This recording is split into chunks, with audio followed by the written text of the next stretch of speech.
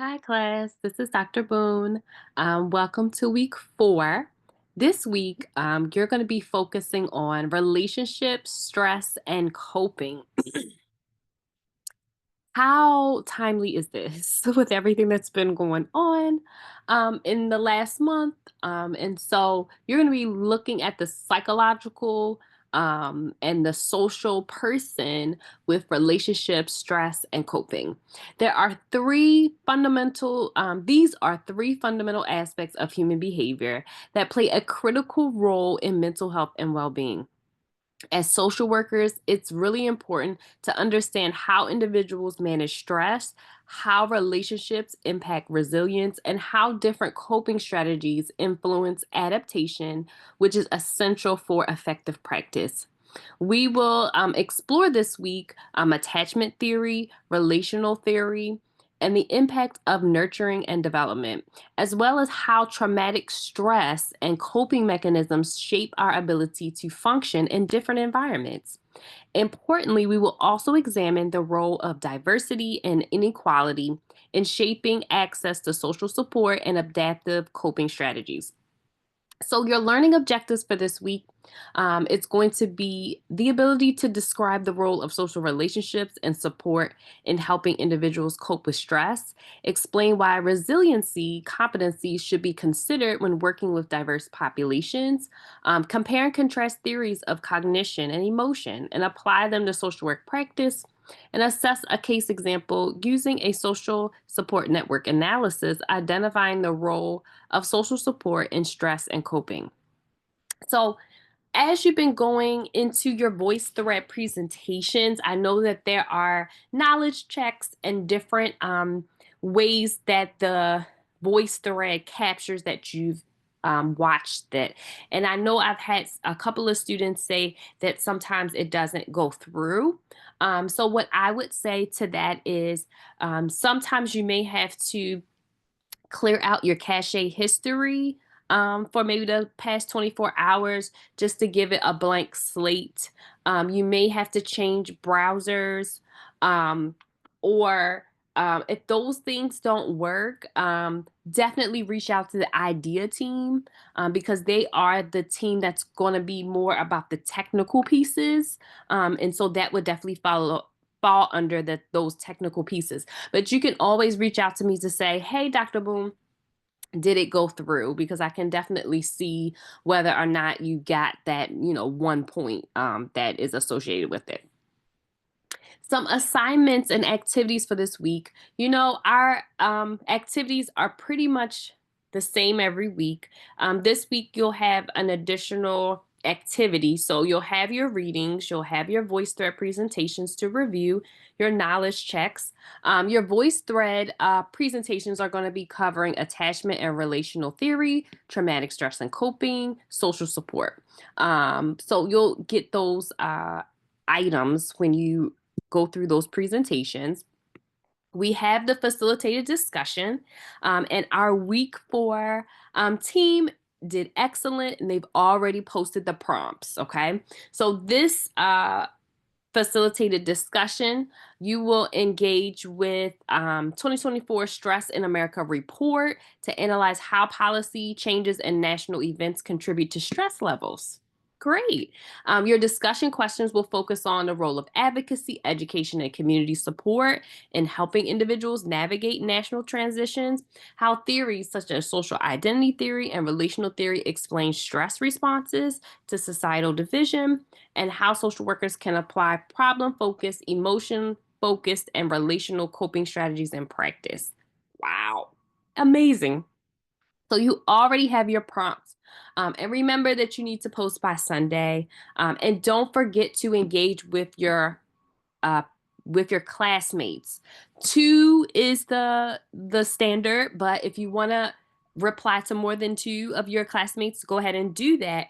But your grade in terms of how it's made up is really highly on participation, how you engage each other. So make sure that you are doing that. So if you notice, I when I grade um you don't see it because I grade all the grade I post all the grades at one time.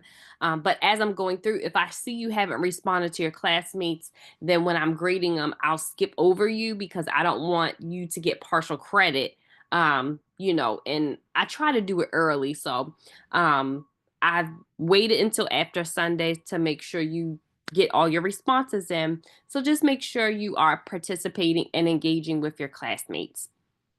Also, with your facilitated discussion, now that we're going into news and applying what you've learned. So please, please, please, I can't stress it enough. You have to have in text citations in your post, in your response to the prompts, because I need to know where you're getting your information from. What I noticed with with week 3, which I'm still grading, is that you told me which Trump administrative executive order, but you didn't tell me anything about it.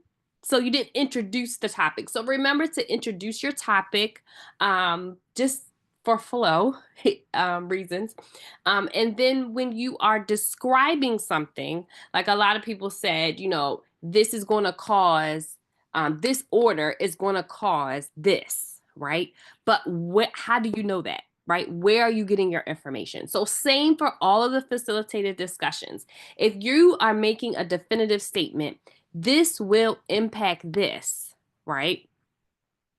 How do you know that? Especially because there were some really strong statements like this is going to do this, right? So make sure you're saying where you're getting your information from, and have something to support it, right? It doesn't mean that you can't say that. I just want you to find things to support what you're saying, because in the world of scholarly writing and academic writing, that's what we're looking for, right? We're looking for your critical analysis, but then we're also looking to see how you can use your course materials to support your critical analysis of what's going on. And group 4, you did a great job. I love the prompts, okay?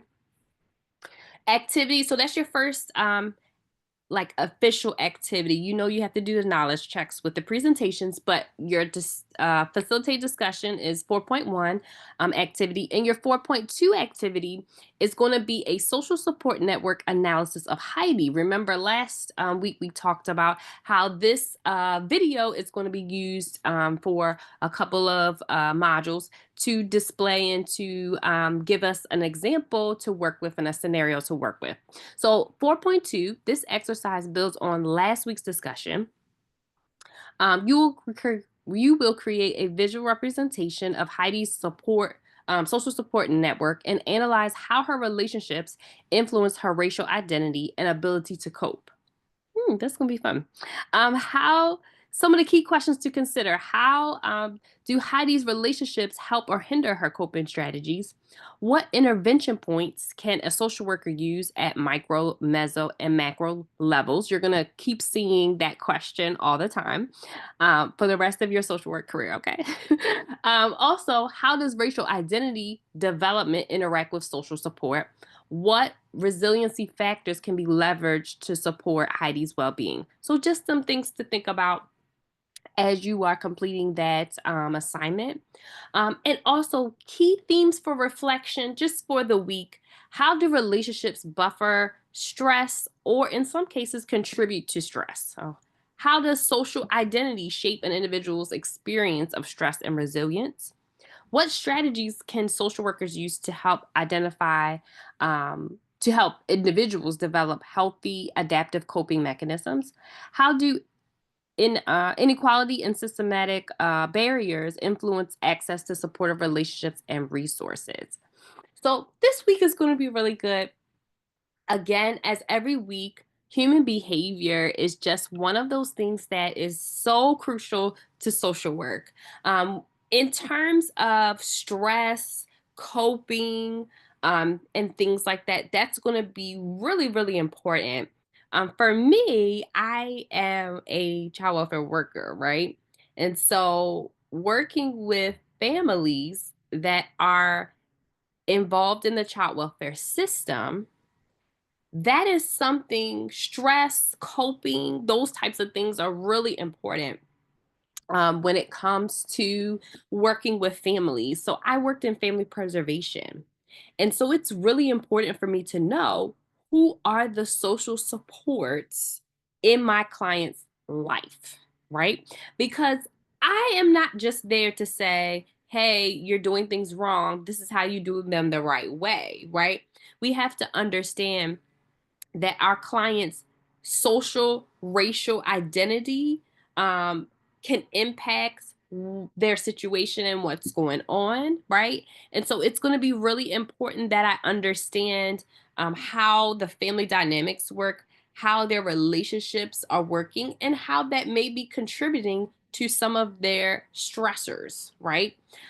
Especially when you think about child abuse and neglect, it really is up to the parent to manage their own stress so that they don't abuse or neglect a child, right? So it's very, very critical that we are able to assess, analyze, and help our clients understand how these relationships may be impacting them, right? How their well being is uh, impacting their child's well being, right?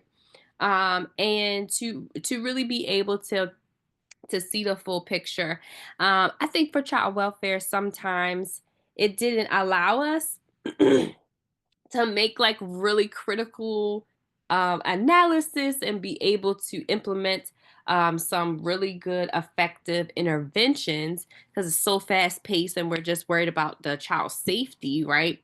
But when you're working with a family longer term, you do need to understand those things and be able to talk to your clients about how those things impact each other. Um, and so these are going to be critical information that you're learning. Very foundational, but very critical to as you are adding more and more theories to your toolbox. So as you're reading this information, I want you to just think about how this really adds to my social work practice toolbox because theories is going to be something pivotal. You're going to continue to see us continue to ask you about your theoretical frame, what how you're thinking and how you're looking at something. And so you want to know what all the theories are out there so that you can really see, okay, how can I look holistically at my client using this theory or multiple theories. So excited to see your analysis for Heidi this week. And please continue to reach out to me if you have any questions.